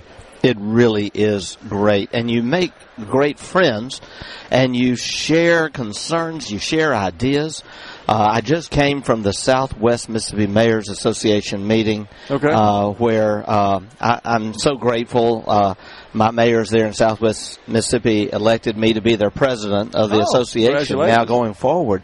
And thank you. And we are now talking about economic development, healthcare, talking about crime. That's number one. But we also are sharing ideas on what we can do to help each other. Okay. Because we're all in this together. Yeah. Rather than operating as independent islands, you can draw from others, perhaps, and work on common issues. We really do, and we can. And also, I have volunteered to be a mentor. We're asking mayors who have served a while, and I was mayor of Crystal Springs many years ago and have enjoyed my time in Natchez. So we're asking some of the I'm not going to say older mayors, but seasoned mayors to help those who have just come in, because it's a lot. You come into office and you think you've got it all figured out, and on day one you realize you don't even know where the bathroom is. So it is a lot. That's awesome. The state of Mississippi, it seems to be as good a condition as, in my view, as it's been in quite some time. The governor has rightfully been touting successes in education and economic development and lots of infrastructure projects. From a fiscal, financial perspective, the state's in good shape. Is this also good? Does this kind of trickle down to the city level? It's great for all of us. I've got to also say, Governor Tate Reeves has been a friend of mine for many years and a friend of Natchez. And we are so grateful for the report we just got that just this past year, I think Mississippi was number 2 among states across the country in fastest growth. Yeah, GDP growth. It's unbelievable. Yeah, it is. And we are seeing more growth in Natchez. We've just announced one retail project, a $40 million project. We're starting now to work on another retail project, another $40 million project.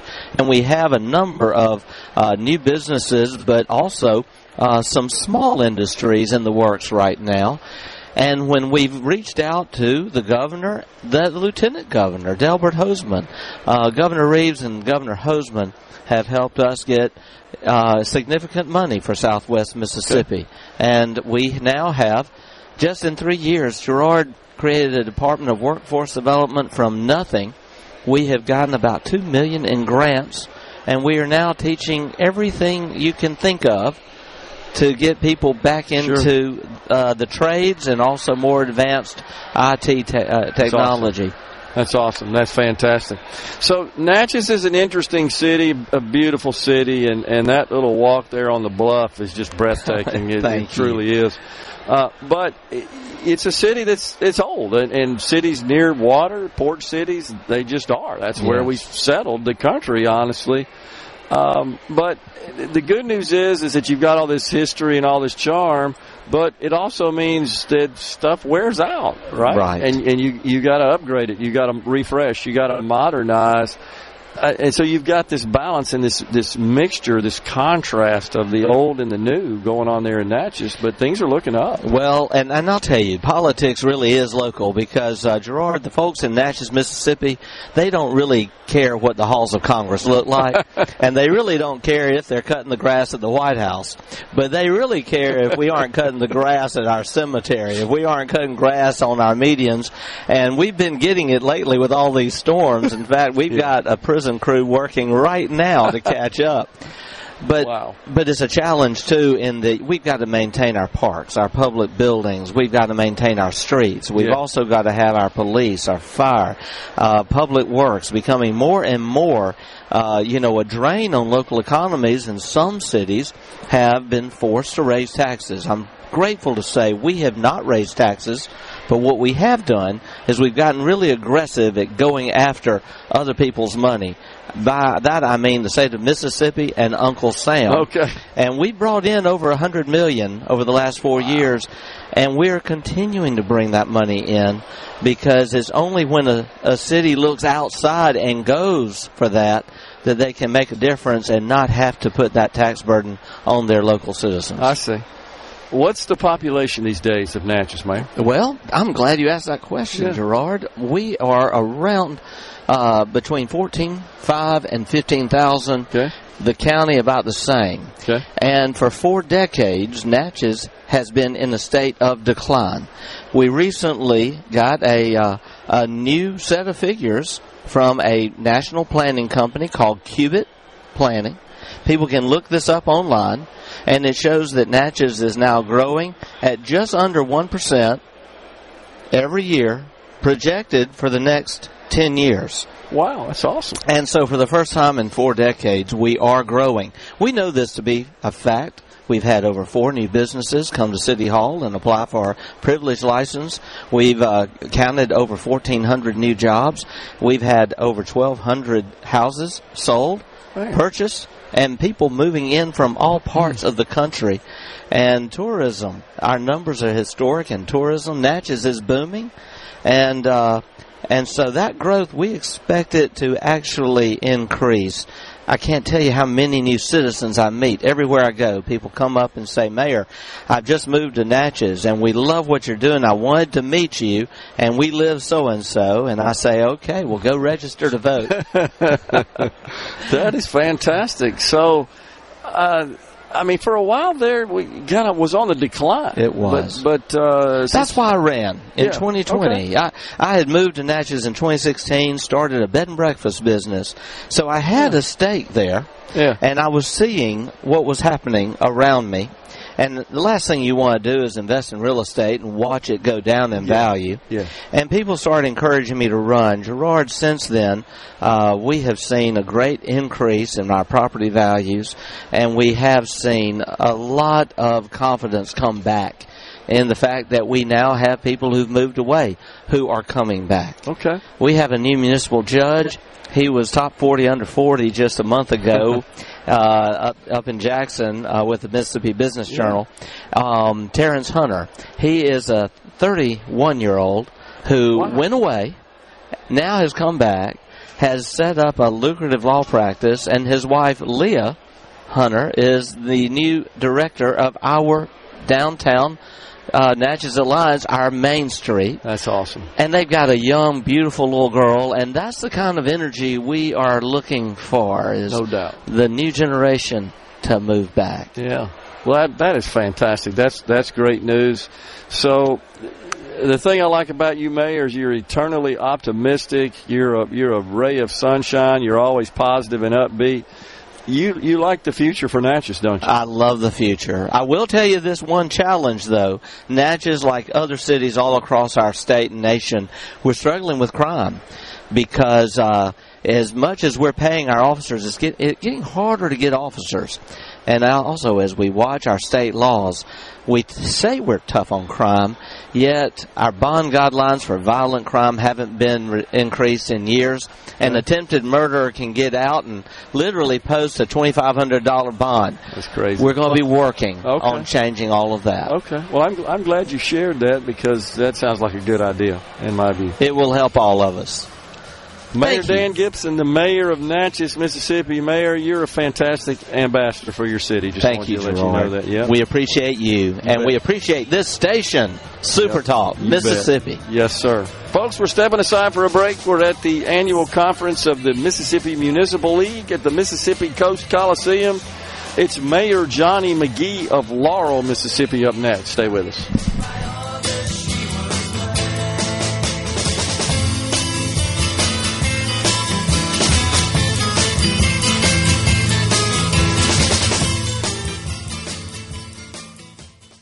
You already know. It's so awesome! Middays with Gerard Gibert. Come on, let's get on with the show! On SuperTalk Mississippi.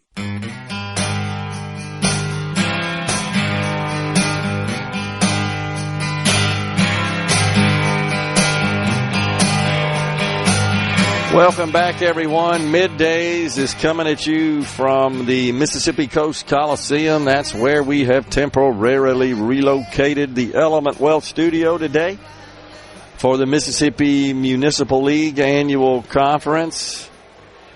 Lots of city and county leaders on hand for the 3-day event. And we've enjoyed talking to many of the mayors and those leaders from across our state as well. Some breaking news to pass on to you. U.S. House Speaker Mike Johnson starts the August recess early to avoid a vote the Democrats are pushing on the release of the Jeffrey Epstein files and information. Doesn't want Republicans voting on this. What do you think about this, guys? I don't know. This seems to be fracturing the president's base. You've been paying attention to this, Will, I'm sure, but there are a lot of folks that say, you know what, forget about that, let's move on. That's what the president has said. And others have said, no, the president promised we'd get to the bottom of this thing, that there are likely names in there, folks that need to be held accountable for their actions, improper actions, and we want the information. The Johnson said this is just, Speaker of the House Mike Johnson said, this is just political games, efforts to force votes on releasing Department of Justice investigative files about the notorious sex offender Jeff Epstein and, of course, Ghislaine Maxwell, who served as the procurer of much of those illicit acts. So the Republicans, of course, have the majority in the House, and votes were scheduled to take place this Thursday, but it looks like now the House will begin its recess tomorrow, and that will leave on the table lots of votes pertaining to this entire Epstein ordeal. Speaker of the House Mike Johnson says we can both call for full transparency and also protect victims. So that's his basis for canceling or sending everybody home on recess and not conducting these votes, is to protect the identities of the victims. I don't know, Will. What do you think, man? This seems to be aggravating a lot of people. I think there's a certain segment of the media, the conservative media, that's really obsessed with it. Yeah. Does it impact us from day to day? No, it doesn't. Were there crimes committed? Probably yes. Should these people be prosecuted? Yes, if they committed crimes. And the Democrats are trying to use it as a wedge, basically, between members of the MAGA base. Yeah. They're bringing it up in every conversation.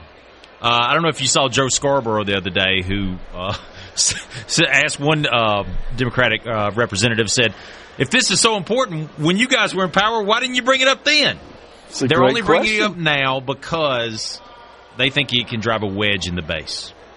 I completely agree. But where were they when they were in charge as well, when all this was going on there? I don't remember any push for any sort of votes by Democrats when they had control of all the levers of government. I don't remember anything along those lines. But it's just disgusting to me that rather than focused on doing the people's work, our Congress is more concerned about things like this, but only when it benefits them politically. That's the point, is that it's all about political benefit, political advantage, political expediency. The same could be said of this bombshell from Intelligence Director Tulsi Gabbard has sent criminal referrals to the DOJ related to a report released this past Friday, where it appears that Obama officials were engaged in, she said, manufactured information, called in the report a treasonous conspiracy. So that's something I'm glad to see the D&I director, Tulsi Gabbard, pursue. And it just is just more evidence that, man, everything has become so politicized that the Democrats were just obsessed. And now it appears even President Obama himself may be implicated in this whole deal. In fact, President Trump said he's guilty. I'm quoting him. It's not a question. This was treason. This was every word you can think of. Every word you can think of. He said Tulsi Gabbard told him that thousands of additional documents would be coming, and President Trump called former President Obama the ringleader. I'm not surprised at this. Not surprised whatsoever. This whole Russia hoax conspiracy theory. Heck, no one was in bed more with Russia than Hillary Clinton herself. And every time they talk about this, Will, what exactly are they referring to that Russia did that resulted in Donald J. Trump being elected in 2016? I mean, what specifically are they talking about? They're trying to say that, they ran an influence campaign is the term that they use. Well, what the heck does that mean? They posted on Facebook a whole bunch. That's what it means. Oh, okay. So that swayed the election in favor of Donald Trump? Saying. Right. Well, it had nothing to do with the terrible, flawed candidate Hillary Clinton was? That doesn't enter the equation? Gerard, I'm with her. Okay? It can't be the candidate that was running against him. It can't be the message that they were putting out. It has to be a conspiracy. She's still whining about it. Have you ever seen a bigger whiny baby than her? Oh, my gosh. But so, between that and the profane-laced tirade by Hunter Biden, yesterday I was talking about how I had all these videos I wish I could share from just random Democrat activists, but we can't on air because of the language. And now, one day later, we get the similar example from the former president's son. What's up with this? Every time they talk, every time they're on video, can they not just have a conversation without all the profanity and the vulgarity? Are the handlers or the strategists telling these people, yeah, this is a good way to boost your ratings? Just include a bunch of expletives and vulgarity. Can't we just have a conversation without that anymore? No. I don't get it. But so the combination of now seeing this, what appears to be a mountain of what Tulsi Gabbard described as manufactured information about a so-called Russia collusion and a Russia influence of our election, plus Hunter Biden blaming Democrats for his father's failure to succeed in his re-election bid. I'm going to say again that this just shows me, especially when you got a sitting president orchestrating, if that's the case, and it's alleged right now, but all information is certainly pointing to the truth of that. But if that's true, and then Hunter Biden, I'm just going to say again, we've conferred too much dang power and spoils and benefits to elected office. They're so consumed with it, so obsessed with it, so addicted to it, that they're willing to go to any lengths whatsoever, including committing treason, to retain elected office. That's how sick it is. And that's disturbing. We have got to return to the original foundation of our country. What our founders envisioned is that, elected office, that's when you leave the farm for a little while, go take care of the people's business, and then get your butt back. That's what they envision. Not a guy like a Joe Biden that's been there for 55 years, and Hunter Biden in his profane-laced tirade is lauding his president. He's such a dedicated public servant. You mean he's been leeching off the taxpayers his entire dang life? He hasn't done anything productive. I don't think this is what the founders envisioned, these career politicians that will do anything to get elected and then stay elected and then have a path paved to financial riches once they're out. That's not the way it's supposed to work. That's not what they envision. And I'm on a crusade to return it to those original principles and concepts. We're at the Mississippi Municipal League Annual Conference on the beautiful Mississippi Gulf Coast at the Coast Coliseum. When we come back, it's Johnny McGee, the mayor of Laurel, Mississippi. We'll wrap things up with Matt McDonald, the executive director of the Mississippi Coast Coliseum and Convention Center. It's Middays, and we're coming right back.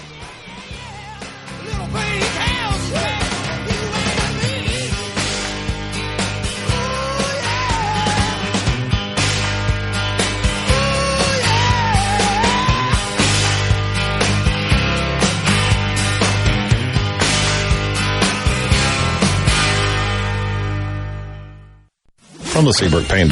Interrupt this program. Gerard Gibert. Here we go. This is huge news. Huge news. You need to listen to this. Middays with Gerard. SuperTalk Mississippi.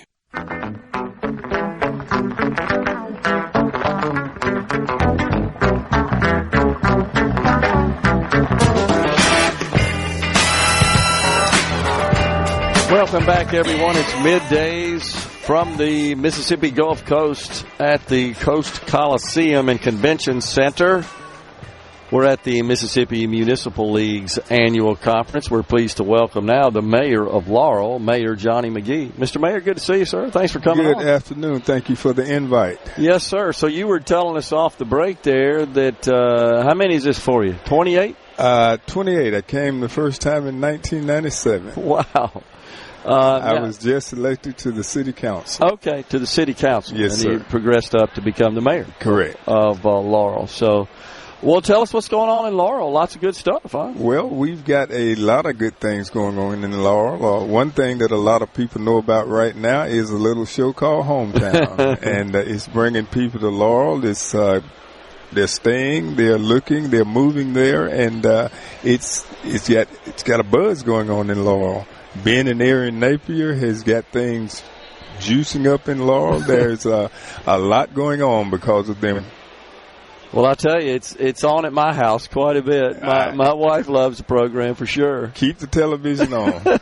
we like the ratings. It's great exposure for the city of Laurel. It is. And, people moving there from all over the United States. It's unbelievable. It's incredible. It is. They're finding out what a great place Laurel, Mississippi is to make your home. That's exactly right. And they find out that the people there are genuine, and they hang around a little bit, and they find out that it's actually like it is, and they love it when they get there, and they keep coming. That's awesome. We love it. That's awesome. So what do you think about the conference this year so far? The conference gets better every year. It gets bigger and it gets better every year. But one thing about the conference, if you want to lead your cities, if you want to do a good job in leading cities, this is the place to be. They show you how to lead. They show you how to lead, what to lead in, and how to connect with other cities, other municipalities, other mayors, other leaders, and to share ideas, to show how it works in their cities. If it works in their cities, it usually will work in your city. How long have you been the mayor of Laurel? I've been mayor going into my fourth term now, which will, at the end of this term, be 16 years. I served 16 years on the council, and I've been enjoying all this time serving the people of Laurel. Has it always been smooth sailing, Mayor? Or Of course not. Some issues? Of course not. It was a rhetorical question. We've had ditches that we've had to run into, but then we've put culverts in those ditches and covered it up and kept going. But it's all been enjoyable. It's all been the ups and the downs, but it's all about making the city of Laurel better and serving the people. Yeah. Well, things seem to be going well. Like you said, you're getting not just national, but global exposure. It is. And, we've got some good people in Laurel. That's the basis of the whole thing. We've got good people. They care about the city. We've got so many people that give so much time and so much energy without pay, and it's the best thing in the world. Your county Jones County's doing well, too. It is. Jones County has always been a good county from the free state of Jones. People come to Jones County because they know it's a good place to live, to worship, and to work. And it continues to grow. The county continues to improve. Sanderson Farms, Howard Industries, these places continue to employ great people, continue to have a great quality of life, good, sound employment, and it makes Jones County a good place to be. Howard just announced a big expansion. Very big expansion, and they continue to grow. They're one of the largest employers in the county, and now they're stretching over into other counties, and Michael Howard and his crew are doing a great job, and they're putting Jones County on the map. No doubt. Great Mississippi company, great Mississippi family. Yes, sir. For sure, and you're privileged to have them right in your backyard there. The state of Mississippi is overall performing well. It's in good shape financially. We're seeing major improvements in our education systems, lots of new investment in economic development. What do you think? It is. I think Mississippi is one of the shining stars in the United States right now, and people are looking at Mississippi where they used to look down at Mississippi. They're now looking up at Mississippi because we continue to grow. As you said, we have surpluses in the treasury, and it continues to grow every year. We have more money to spend on things that really mean something. We're doing great things with income tax, with gas tax, with lowering the grocery tax. We're doing some great things in Mississippi like other states thought we could not do, but our governors and lieutenant governors are showing that our leadership leads to great things, and we're proving it every year that the legislature goes into session. This year was kind of bumpy. The cities didn't get exactly what they wanted from the legislature this year in some of the bond bills, but we're looking next year to come back and get some of the projects that we wanted on a local level to be funded this year, because we got some of the major things like some of the sales tax, some of the PERS items straightened out this year, and we're going to focus more, I think, in the legislature on local governments this year. Is that something your peers are talking about, mayors of the other cities? Yes, very much so, because that's, we look forward to that, and so with the Senate and the House not coming together as easily as they normally do, it didn't bring the cities the full package that they normally have during the year. Right.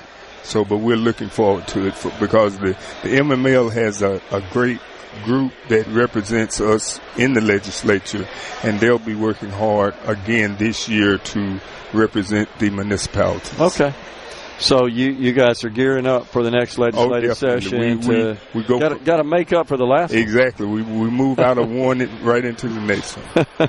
No doubt. We've got Toby Barker as our representative on that legislative committee, and he does a great job. He of course served in the legislature and then the mayor of Hattiesburg, so he knows the lay of the land pretty well there. Knows it very well. Yeah.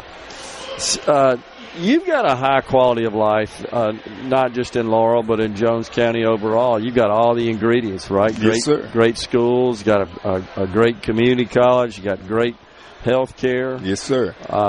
Relatively low crime. South Central Regional just started their residency program for doctors just last month.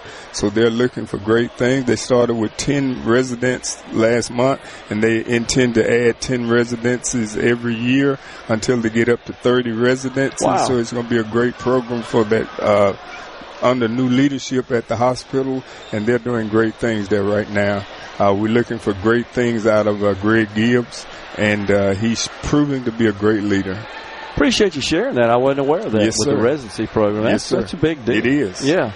Well, that's certainly going in the right direction. As you know, the healthcare industry overall is volatile. It's a difficult one. So these guys are moving in the right direction. He said studies have proven that wherever they do their residency, they usually stay within 50 miles of where they do the residency. Desperately needed.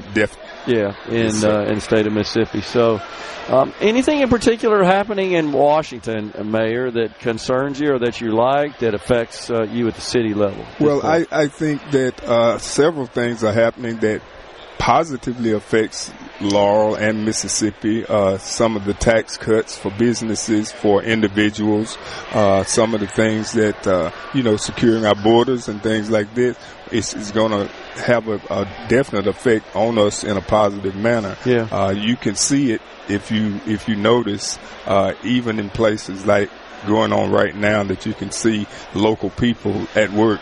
And that's got to be good for our economy. Well, breathing a bit of a sigh of relief, knowing, having visibility into the future tax environment is big, especially to businesses that are maybe sitting on the fence waiting for finality there, so they can deploy some of these investments. Exactly, because if the more money you can keep here in the United States, the better it is for the citizens of the United States. Yeah, absolutely. Totally agree. So I think that all of that is going to benefit the entire country. Correct. And certainly Mississippi and Laurel, Mississippi, no exception to that.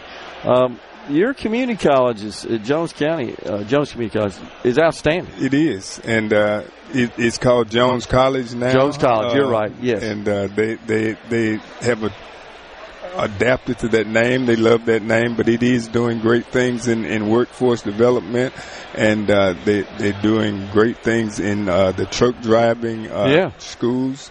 And Jesse Smith again is a great leader. Yeah, and Jones Jr. it's a great place. It produces great leaders. I was talking to a lady last night. Both of her children graduated West Jones. They're going to Jones College.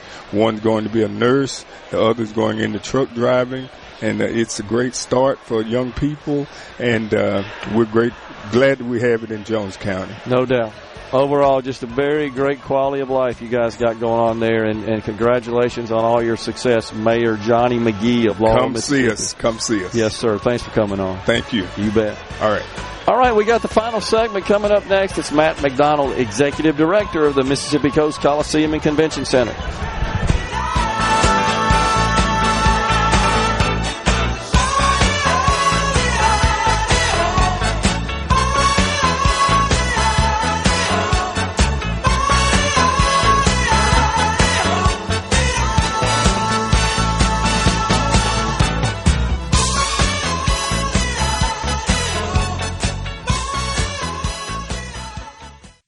Hey, this is Bob. Gerard Gibert. Going beyond the headlines. Breaking down the stories that matter to Mississippi. Middays with Gerard on SuperTalk Mississippi.